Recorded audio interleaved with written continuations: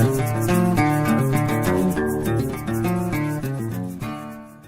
guys, welcome to my homestead education. Today we got some work done. A friend of mine came up here with a fine piece of equipment, this little excavator, and he did some road work. And if you recall, last summer we had a leak coming out and there's a spring right on the other side of this, and the leak was coming out down here. And I wasn't sure if it was the spring coming out, because I even had a guy who works, he's a septic guy around here, and he came out and looked at it and he said, well, I don't think it's septic because it doesn't have any smell whatsoever.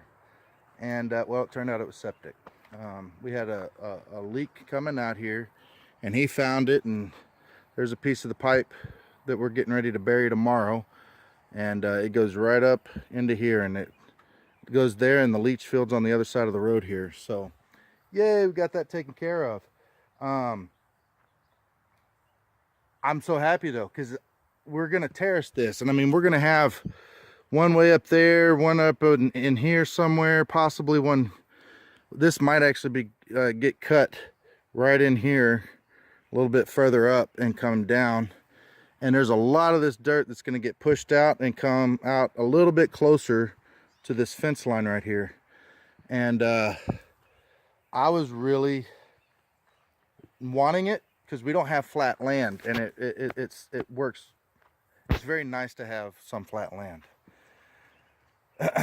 But I was also terrified of what would happen when he terraced this, because up here we have a little building right there, a little barn. I built that a couple of years ago. And that little shelf right there, we had a friend come out and terrace, and it was hard red clay and solid rock. I mean, the whole thing.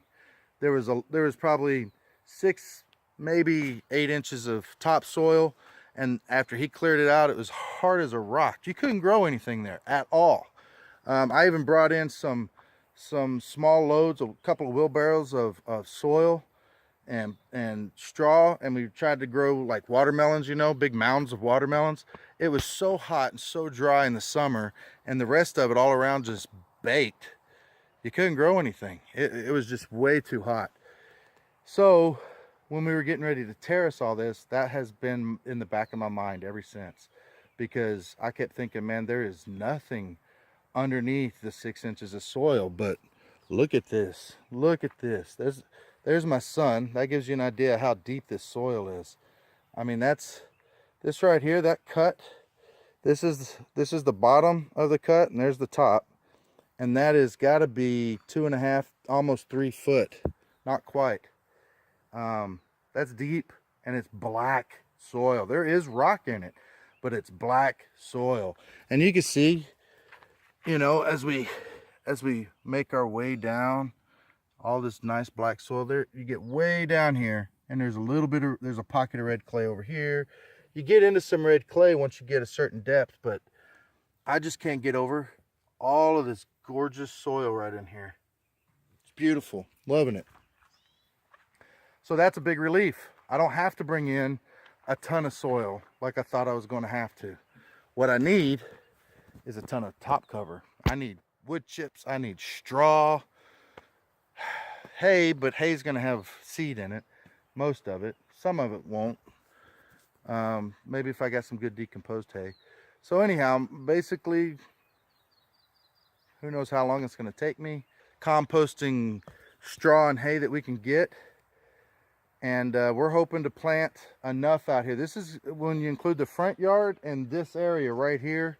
It's going to give us maybe 3/4 of an acre, somewhere in that range, of garden space. And we're really psyched. I'm planting some sugarcane. This is exciting. I got from an American homestead, Zach Bauer sent me some seeds the other day. And we're talking online, and we're going to try to work something out. We'll see. We're at a very similar elevation as far as sea level, from sea level, but we are way far north of him as far as latitude, longitude lines and all that. We're a lot drier than he is. We get much longer days in the summer, and we get really hot and low humidity and hardly any rain all summer. And so like he sent me the achacha cucumber. We're going to try to grow a bunch of that. He sent me papalo. I'm very excited about that. We love, what's the name of that? Cilantro. We love cilantro. And he said the achacha, we're going to love it. So I'm going to try to grow that and compare it to growth down there. And he sent me seeds, and he told me, he said, I don't know what to call it. The lady that gave it to him was from Mexico. She said that they were sugarcane seed, but sugarcane doesn't have seed. People grow it from the stock. You can't get sugarcane seed, but perhaps this is an old variety that has been lost. But we have some, and he said it is super sweet. And he labeled it sugarcane, and then under it sorghum. And he said, I don't know which one to call it. So anyhow, we're going to grow that this year. And we're not going to grow, you know, a huge 5-acre patch, but we're hoping to grow several, you know, a couple dozen plants, and maybe harvest more seed. And if it grows really well, maybe between now and next year, we can find ourselves a spot where we can grow it, and we can get ourselves something to juice it with and process and do all that. It'll be fun. What else was there? He sent us a pack of their pumpkin seeds, and seemed like there was some peppers or something in there. I'd have to go back and look. But this is a big learning curve for me, coming out and seeing this beautiful black rich soil.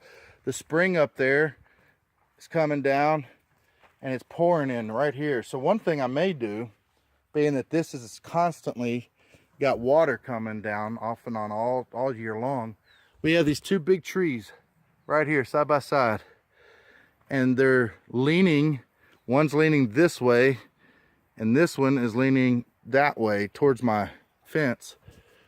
We're gonna get somebody out here, Dan might be able to, and we're gonna try to follow them this way, cut them up, clean it up. But with this spring coming in here, we may come in and try to do like a hugel mound and bury all the branches and the tops of the trees. And we've got several trees. This long one here, I believe, is white fir, and it's just junk. White fir doesn't burn real good. It stinks like crazy. We have red fir laying down a big log over here. We got little cedar. I'll cut those and save those for post. But all these limbs, these are all big limbs right here. All of the limbs, all of the bad trees we don't want, anything that's rotting we don't want. So what we'll do is, let me get back to it, my video cut out, sorry. So we'll have the wood planted, buried all along here. And the goal is take all this excess water that comes out of this spring and just slowly just dribbles on down, and then eventually evaporates down here somewhere. What we're going to do is we're going to take it and capture it in all this wood and bury it in a hill right here. And wood will start to deteriorate and just start turning it into a sponge. And it'll stay green all year from just that little bit of water. So we're going to try it out. And my goodness, I want to show you guys. This is sundown. The sun is getting ready to go down behind us. And just look at that view. Wow. It truly is some beautiful country up here. That is beautiful.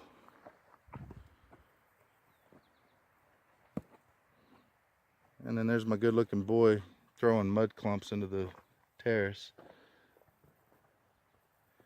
Well, I'm glad I got to spend this evening sharing with you guys a few things and getting to show you this beautiful scene.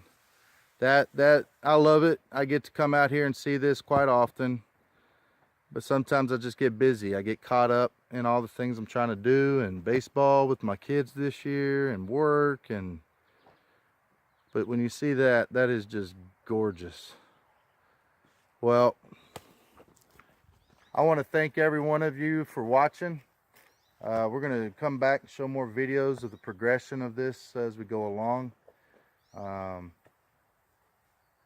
If you enjoyed this video, please comment below. Please upvote it. And if you're not following us, follow, subscribe to us, and share this with your friends and family. And you guys have a wonderful day.